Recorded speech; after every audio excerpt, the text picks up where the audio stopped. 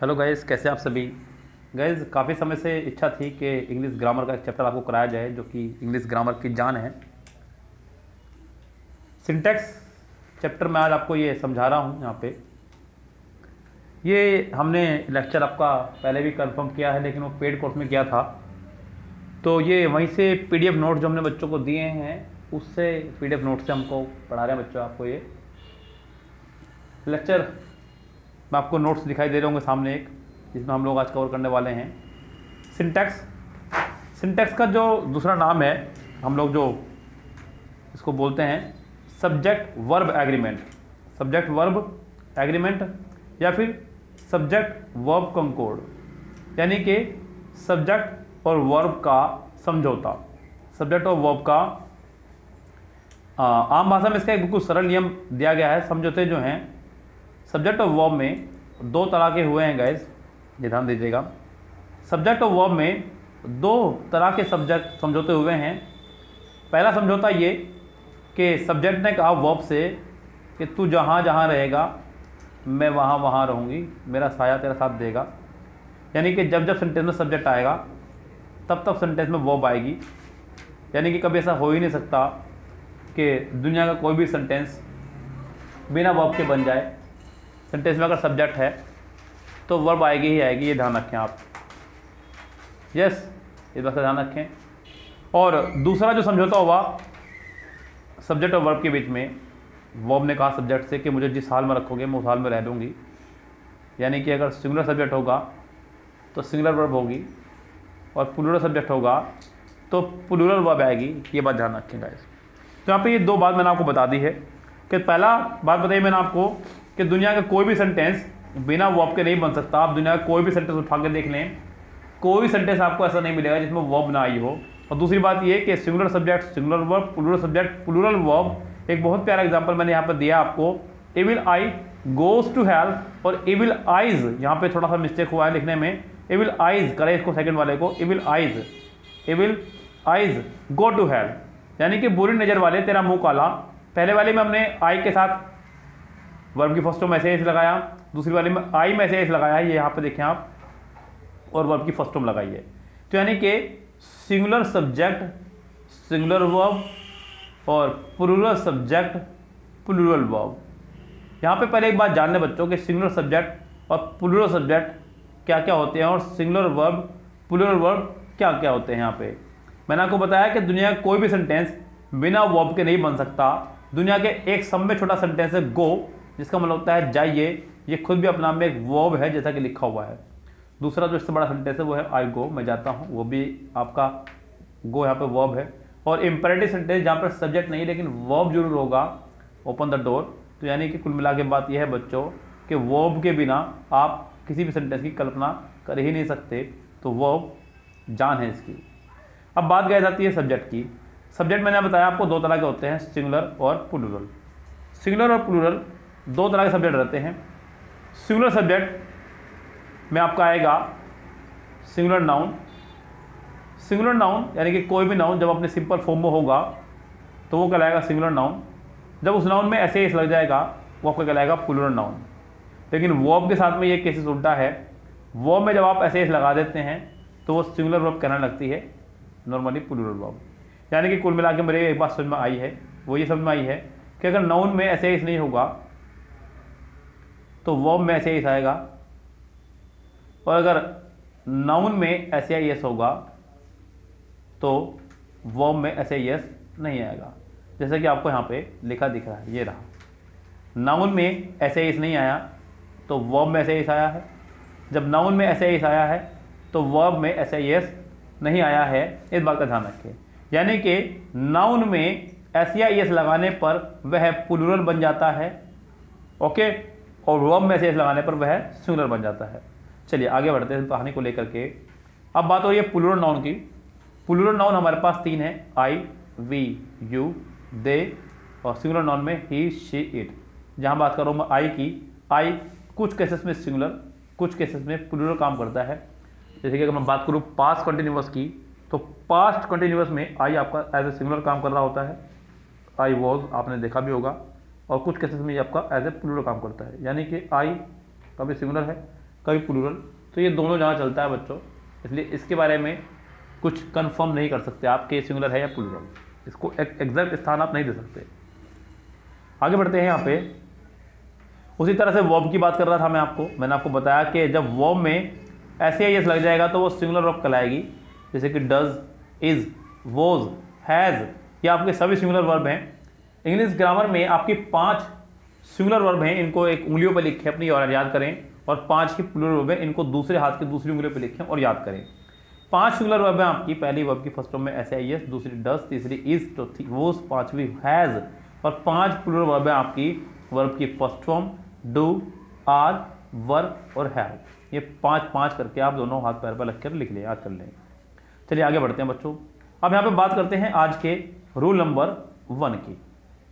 इस बच्चों पहला जो रूल है सिंटेक्स से, वो रूल ये है कि जब दो नाउन या प्रोनाउन एंड से कनेक्टेड होंगे, जब कोई दो नाउन या प्रोनाउन हमारे एंड से कनेक्टेड होंगे तो आने वाली वर्ब हमेशा प्लूरल होगी। कैसी होगी? हमेशा आने वाली वर्ब प्लूरल होगी, ये ध्यान रखें आप लोग।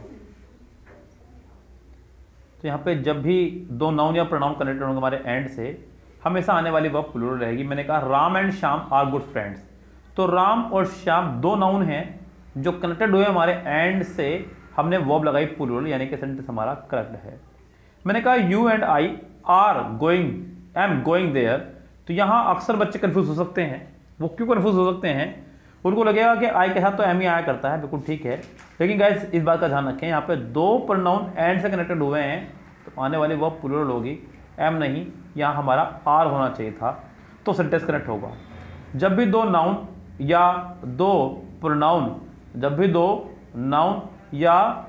प्रोनाउन कनेक्टेड होंगे हमारे एंड से, किससे कनेक्टेड होंगे? एंड से, तो हमेशा आने वाली वर्ब हमारी होगी प्लूरल वर्ब, इस बात का ध्यान रखें। यस, दो नाउन या प्रोनाउन जब भी कनेक्टेड होंगे हमारे एंड से तो आने वाली वर्ब हमेशा प्लूरल ही आएगी। यहाँ जरा भी डाउट ना हो, जब आपको दिखाई दे रहा है यहाँ पे you and I am going to Jaipur, अच्छा लगता है, लेकिन एक कहावत है बच्चों, all that glitters is not gold, यानी कि हर चमकती चीज सोना नहीं होती, अच्छे लगने से कुछ नहीं होता बच्चों। जो नियम हैं उन नियमों पर काम कीजिए, वरना आपके यहाँ पे मार्क्स कट जाएंगे। अच्छा तो पता नहीं क्या क्या लगता है, लेकिन हर काम अच्छे लगने से नहीं किया जाता है। आगे बढ़ते हैं। यहाँ पे मैंने यहाँ पे दूसरा रूल इसी से ही कनेक्ट करते हुए बनाया है। क्या है? कह रहा है कि जब दो नाउन एंड से कनेक्टेड हों और पहले वाले नाउन से पहले कोई डिटरमाइनर हो। अब यहाँ पे कैसे डिटरमाइनर क्या है, पहले इसकी परिभाषा समझ लो आप। डिटरमाइनर क्या होते हैं ये, इनको समझो, आपको शायद ज़्यादा अच्छा समझ में आएगा, फिर चैप्टर करने में थोड़ा सा आसानी हो जाएगी। डिटरमाइनर मतलब वो शब्द जो किसी नाउन से पहले लग करके उसको डिटरमाइन करते हैं। क्या करते हैं? उसको डिटरमाइन करते हैं। मैंने कहा फादर, फिर मैंने कहा माई फादर, तो यहाँ पे पापा, और मैंने कहा मेरे पापा, तो यहाँ पे माई ने जो है डिटरमाइन किया, ये पापा किसके पापा हैं? मेरे पापा हैं। बुक माई बुक, यानी कि मेरी बुक, तो मतलब डिटरमाइन हो गया, यहाँ पे मेरी बुक है वो। तो जब भी दो नाउन हमारे कनेक्टेड होंगे एंड से और सिर्फ पहले वाले नाउन से पहले डिटरमाइनर होगा, तो आने वाली वर्ब की कंडीशन कुछ भी हो सकती है, सिंगुलर भी और प्लूरल भी, डिपेंड करता है सेंटेंस की कंडीशन पर। वो दोनों नाउन एक दूसरे पर डिपेंड हैं या नहीं हैं, इस पर डिपेंड करता है, या फिर वो दोनों नाउन का जेंडर क्लियर है या नहीं है, इस पर डिपेंड करता है। चलिए चलते हैं थोड़ा सा एग्जाम्पल की तरफ, दुनिया में आपको लेके चलते हैं। ये आगे हम लोग नीचे एग्जाम्पल मेरे सामने हैं, ये देखिए। मैंने कहा my father and friend helps me. यहाँ मैंने आपको कहा कि जेंडर क्लियर होना चाहिए, अगर जेंडर क्लियर हो रहा है तो आप कंफर्म कर पाएंगे, अन्यथा नहीं। मैंने कहा माई फादर एंड फ्रेंड, दो नाउन हमारे एंड से कनेक्ट हुए हैं, मेरे पापा और मेरे मित्र, लेकिन यहाँ पे फ्रेंड का जेंडर यहाँ पे क्लियर नहीं हुआ है। फादर को क्वालिफाई करने की आवश्यकता नहीं है, मुझे पता है कि फादर मेल ही होंगे, लेकिन जेंडर यहाँ पे फ्रेंड का क्लियर नहीं हुआ है। हो सकता है कि मेरे पापा ही मेरे मित्र हो यहाँ पर, तो यहाँ पर आने वाली वर्ब हमने सिंगुलर लगाई है, हेल्प्स मी। क्या लगाया यहाँ पर आपने? Helps me. जैसे कि नेक्स्ट सेंटेंस है my mother and teacher is beating मी। यहाँ पर मदर का जेंडर क्लियर है, लेकिन टीचर कौन है ये क्लियर नहीं हो रहा है। हो सकता है टीचर मेरी माता श्री ही हो, तो यहाँ पे हमने आने वाली वर्ब लगाई है सिंगुलर, इज बीटिंग मी। अब बच्चों यहाँ पे डिटरमाइनर का केसेस, जरा यहाँ पे एक चीज़ और समझें आप। तो मैं अच्छे से बात को आपको क्लियर करूँगा इसके बाद में। मैंने कहा जब दो नाउन कनेक्टेड हो हमारे एंड से और दोनों से पहले अपना अपना खुद का डिटरमाइनर हो, तो यहाँ पे ऑलवेज प्लूरल वर्ब आएगी, ऑलवेज हमारी प्लूरल वर्ब आएगी, इस बात को ध्यान रखिए। अब बच्चों यहाँ पर अगर दोनों से पहले ही डिटरमाइनर होगा तो प्लूरल वर्ब आएगी, लेकिन यहाँ पे अगर दोनों से पहले डिटरमाइनर नहीं होगा तो मैंने कहा था कि सिंगुलर वर्ब भी आ सकती है, प्लूरल वर्ब भी आ सकती है। अब कैसे, जरा उसको समझो। देखिए एक एग्जांपल के माध्यम समझिए यहाँ पे आप बात को क्या कहना चाह रहा है एग्जांपल, उसको समझिए बच्चों पहले, फिर आपको बात शायद समझ में आए। एग्जांपल समझिए बच्चों, यहाँ पे आप लोगे। देखिए मैंने कहा माई फादर एंड मदर। अब जरा सोचिए, मैंने कहा कि जब दो नाउन कनेक्टेड होंगे हमारे एंड से, किससे कनेक्टेड होंगे हमारे दो नाउन एंड से, और दोनों में से पहले वाले से पहले सिर्फ डिटरमाइनर हो तो सिंगुलर प्लूरल कोई भी वो लगा सकता है। अब यहाँ पे ये क्लियर है कि मेरे पापा मेरी मम्मी नहीं हो सकते, बिकॉज यहाँ पे जेंडर अलग अलग है। फादर यहाँ पे मेल जेंडर में है और मदर यहाँ पे फीमेल जेंडर में है, तो यहाँ पे अब आपको प्लूरल वर्ब लगानी होगी कोई सी भी जो डिपेंड करती है सेंटेंस की कंडीशन पर। तो यहाँ पे हमने लगाया आर, क्या लगाया हमने यहाँ पे आर। मैंने कहा माई सिस्टर एंड वाइफ। अब यहाँ पे जेंडर सेम होने के बावजूद भी आप यहाँ पर सिंगुलर वर्ब नहीं लगा सकते, क्योंकि मेरी सिस्टर मेरी वाइफ नहीं हो सकती, हमें यहाँ पे प्लूरल वर्ब लगानी ही पड़ेगी। इट इज योर कंपल्सन, ये आपकी मजबूरी है, ये आपकी मजबूरी है। तो यहाँ पर यही बात मैं आपको समझाना चाह रहा था कि अगर दो नाउन हमारे कनेक्टेड होंगे एंड से और दोनों में से सिर्फ पहले वाले से पहले लगा होगा कोई डिटरमाइनर, तो कंडीशन डिपेंड करती है कि आने वाली वर्ब सिंगुलर हो गया प्लूरल, डिपेंड करता है नाउन के जेंडर पर, नाउन के जेंडर पर। जेंडर क्वालिफाई बिल्कुल हो रहा है या नहीं हो रहा है। आपने कहा द टीचर, सुनिएगा ध्यान से बच्चों, बहुत सुंदर एग्जाम्पल आपको बता रहा हूँ मैं। ये वाला, ये जो मैं आपको एग्जाम्पल बता रहा हूँ ये बहुत सुंदर है। The teacher and father. अब यहाँ पे टीचर का जेंडर आपका नहीं हुआ है क्वालिफाई, फादर का जेंडर क्वालिफाई है, यहाँ पर आप सिंगुलर वर्ब लगाएंगे, बिंदास कूदते हुए आगे बढ़ जाएंगे। ठीक है, चलिए उम्मीद करता हूँ आपको ये बात समझ में आ जाएगी। चलते हैं फिर से अपने चैप्टर पे ही। अब यहाँ पे मैंने आपको बताया कि अगर दोनों से ही पहले डिटरमाइनर हो फिर तो कोई टेंशन वाली बात है ही नहीं, फिर तो बिंदास आप प्लूरल वर्ब लगाइए। मैंने कहा माय फादर एंड टीचर। अब यहाँ पे टीचर का जेंडर क्वालिफाई है या नहीं है, लेकिन दोनों का अपना डिटरमाइनर है। मैंने कहा मेरे पापा और मेरे अध्यापक, अब ये दो ही लोग माने जाएंगे और इनके साथ में आपको प्लूरल ही वर्ब लगानी होगी, बिंदास लगाइए, आगे बढ़ जाइए। अब बच्चों यहाँ पे एक बहुत प्यारा सेंटेंस एग्जाम में आता है कि ब्रेड एंड बटर। ये पहले मैं एग्जांपल दिखा दूं आपको, उसके बाद मैं आपको लेकर चलूंगा सेंटेंस की दुनिया में, रूल्स की दुनिया में। उसने कहा bread and butter dash good breakfast, bread and butter dash sold here. मुझे यहाँ पे दोनों में सब्जेक्ट एक ही है, ब्रेड एंड बटर, लेकिन बात अलग अलग है, लहजा अलग अलग है।